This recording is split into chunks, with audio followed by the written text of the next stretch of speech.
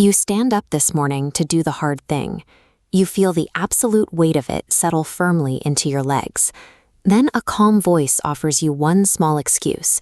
You sit back down, and the whole surrender is finished before your coffee even goes cold. It all happens inside a 10-second window. The issue here is how we label that moment. Quitting in that tiny window is rarely a failure of your character or your willpower. It is a lightning-fast biological reflex, an automatic mechanism designed to save energy. Initiating a demanding task lights up the most metabolically expensive machinery you own, the prefrontal cortex. It costs real physical energy to switch that on. Your brain, being an old and thrifty animal, treats that sudden energy cost as a threat that needs to be managed immediately.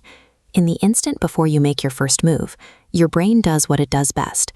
It generates a perfectly reasonable, well-dressed excuse to stop you from spending the energy.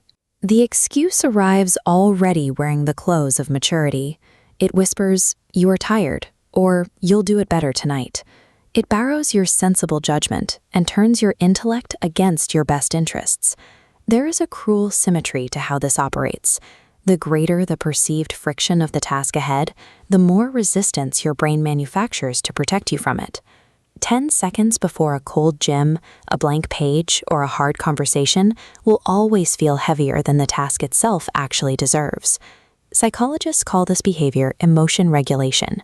When a task threatens you with discomfort or dread, the absolute fastest way to feel better right now is to simply not start. Procrastination is a tool for short-term mood repair. You are trading long-term growth for 10 immediate minutes of relief. You are solving a problem perfectly. You are just solving the wrong one. A 2020 study of 210 university students went looking for the exact variable that separates chronic procrastinators from everyone else. The dividing line was not anxiety, and it was not laziness.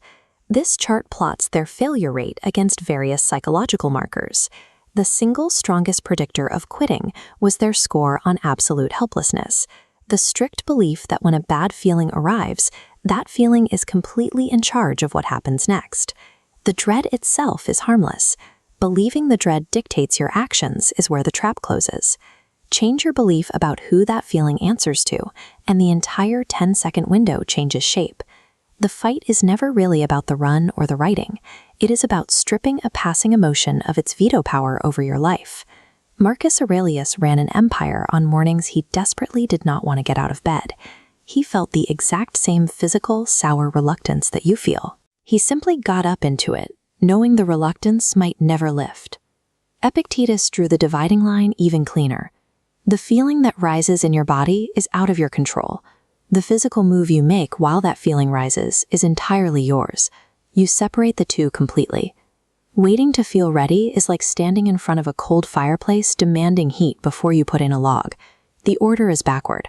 Readiness is a product of action, not a prerequisite. If you stand in the doorway waiting for a signal of motivation to carry you forward, you guarantee failure, because that signal only shows up after you make the first move. The doorway will never feel good. Once you accept that, your entire strategy can shift from trying to feel your way into action to building a structural bridge that skips the feeling altogether. That bridge is called an implementation intention.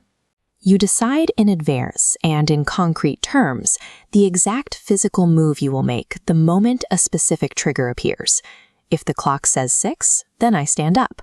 Across 94 separate tests, people who preloaded their physical responses followed through on their goals far more reliably than those who merely intended to change.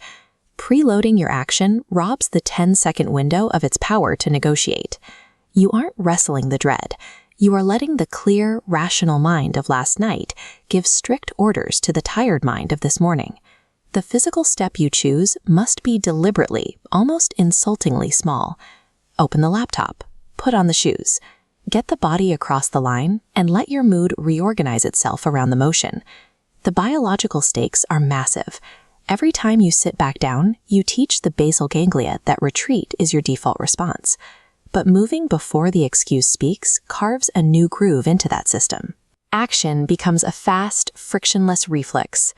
Do not try to fix your whole life tonight. Pick one small, physical move.